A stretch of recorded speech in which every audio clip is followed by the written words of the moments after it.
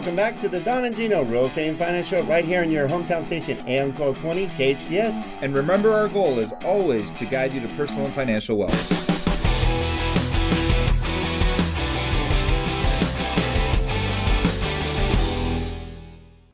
All right, last but not least for the Don and Gino Real Estate and Finance Show, and a segment with Roger Doumanian, a business coach, author, business attorney, talking about, he also wrote the book, The 6 Pillars of Business Success. You can check it out on Amazon.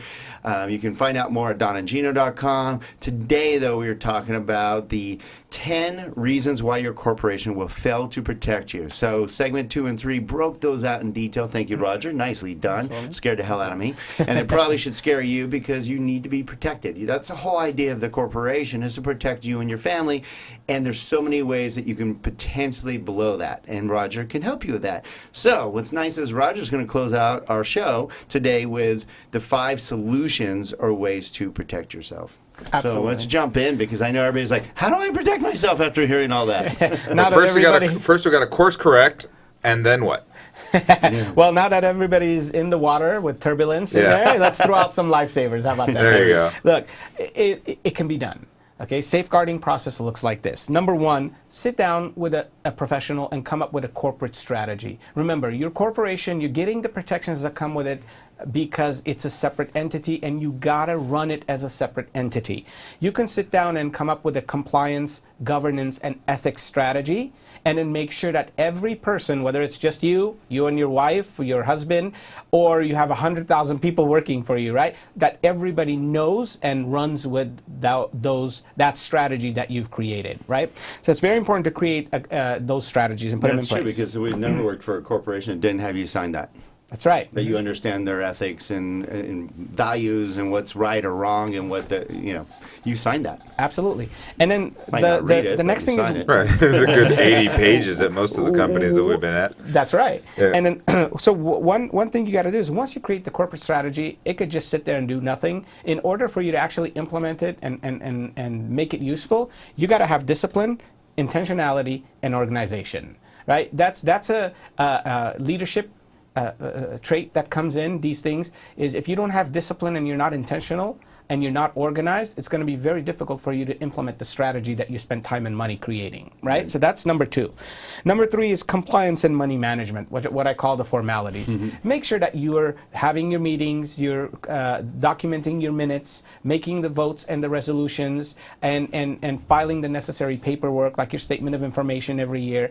Don't fall behind. Your corporation will get suspended if you don't file that simple $25 a year document, and then you'll get suspended. You'll get fined by the franchise tax board up to $650, and it's not worth it, right? So you just follow the simpler compliance matters, but educate yourself, because a lot of people, they don't miss this because they don't want to pay the $25. They miss it because they have no clue. They're oblivious to what's required. Right. And you know what? I didn't know is not a defense in court. You don't want to get there, right? So the next thing is, we talked about it a couple of times. It's what I call establishing values, ethics, honesty, and integrity.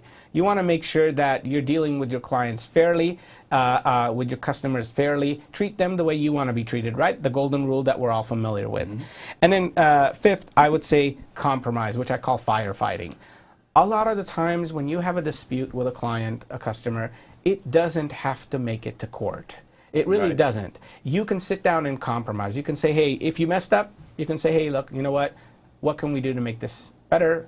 Most of the time, what clients want is they want you to listen to them. What customers want, they want you to listen to them, right? They want you to hear them out. They want to vent. They feel that they were done wrong, and they want to vent. And if you listen to them and then you offer them a solution, it doesn't end up in a fight. A lot of this is in the hands of the business owner and the corporate officers, directors, whoever is running the business, the manager, the LLC, right?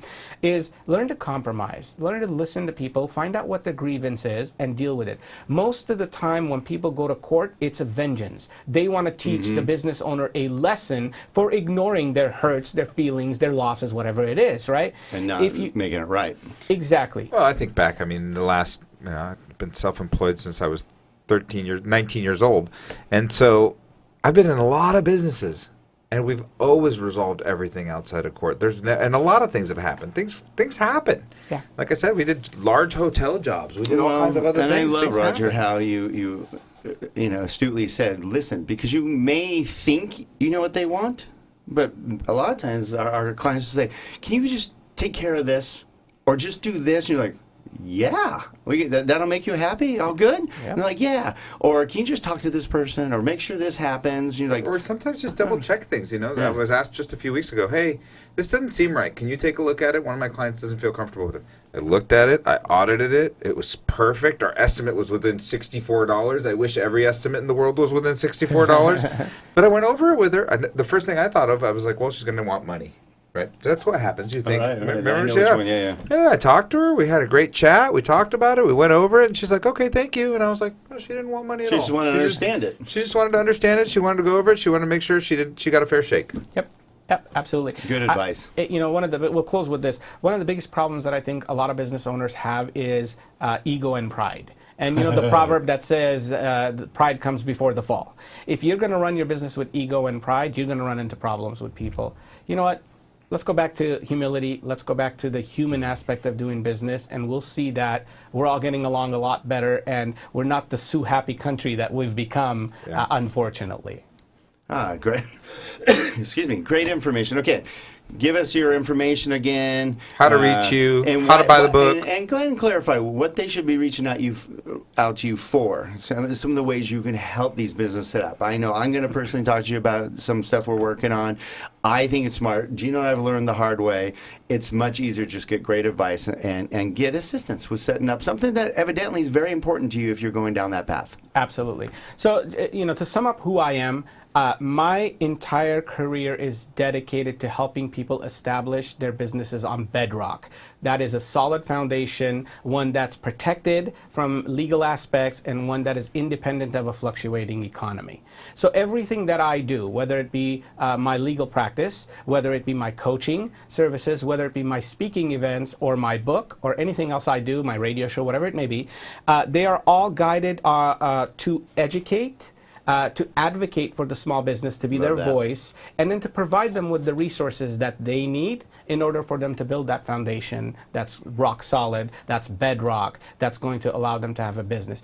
I truly care for business owners. I believe that they are the backbone of America, as we've discussed earlier. I believe that they fuel the economy of this country, and I'm here to help in every way that I can. Obviously, I can't do everything, but I provide the education, the information, and there are people out there for all these different areas that we need to be taking into consideration as business owners to make sure that we do it the right way. Yes, it's a little bit of an investment, but trust me, it's a lot cheaper than a lawsuit. For sure. There you go. All right, how do they get a hold of you?